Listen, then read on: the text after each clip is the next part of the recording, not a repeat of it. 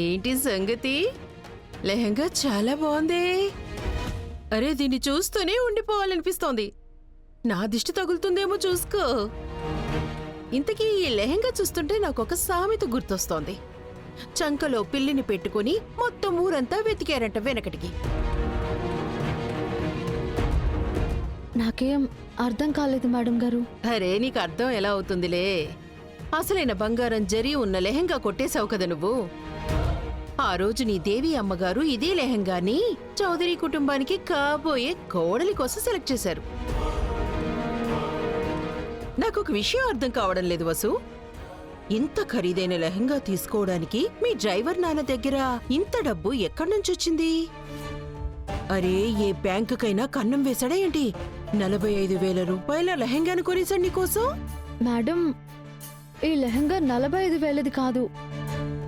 ఇది 80% రాయితీతో కేవలం 9,000కే వచ్చింది. ఏంటి?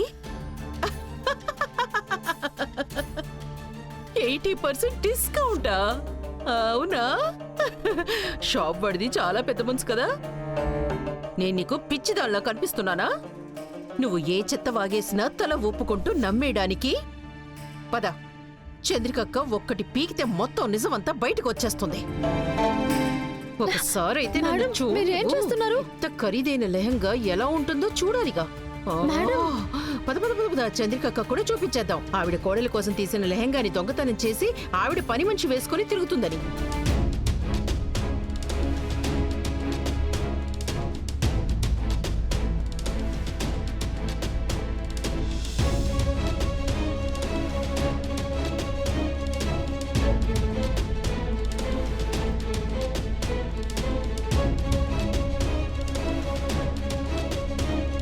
దొరికేసింది చంద్రికక్క, దొరికేసింది. దొంగిలించిన వస్తువు దొరికేసింది. చంద్రికక్క, మీకు ఈ లెహంగా గుర్తుండే ఉంటుంది కదా. ఇది అదే లెహంగా మీరు మీ ముద్దుల కోడలు కల్పన కోసం సెలెక్ట్ చేశారు కదా.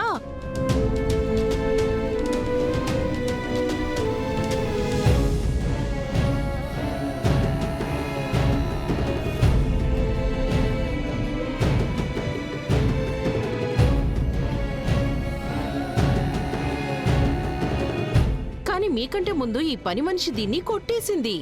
దీనికి తోడు నాకే అబద్ధం చెప్తుంది. 80% రాయితీ మీద తీసుకుంది అని. మీరే చెప్పండి. అక్కయ్య, నేను మీకు ముందే చెప్పానా ఈ పనోళ్ళని నెత్తిన ఎక్కించుకోవడం మంచి విషయం కాదు అని. ఇప్పుడు మీరే చూడండి. ఈ తండ్రి కూతుళ్ళిద్దరూ కలిసి మన సొమ్ము దోచేసుకుంటున్నారు. అరే, మన ఇంట్లో దొంగతనం చేసే దీని నాన్న ఈ లెహంగాకి మేడం,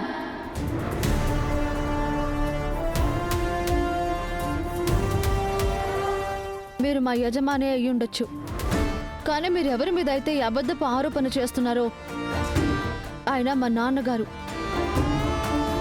ఆయనకి విరుద్ధంగా నేనొక్క తప్పుడు మాట కూడా వినలేను. చూసారా అక్కయ్య, చేసిందేమో దొంగతనం, మళ్ళీ నాకే నీతులా. ఒరే, నిన్నసలు ఏమనాలి? పెద్దమ్మగారు,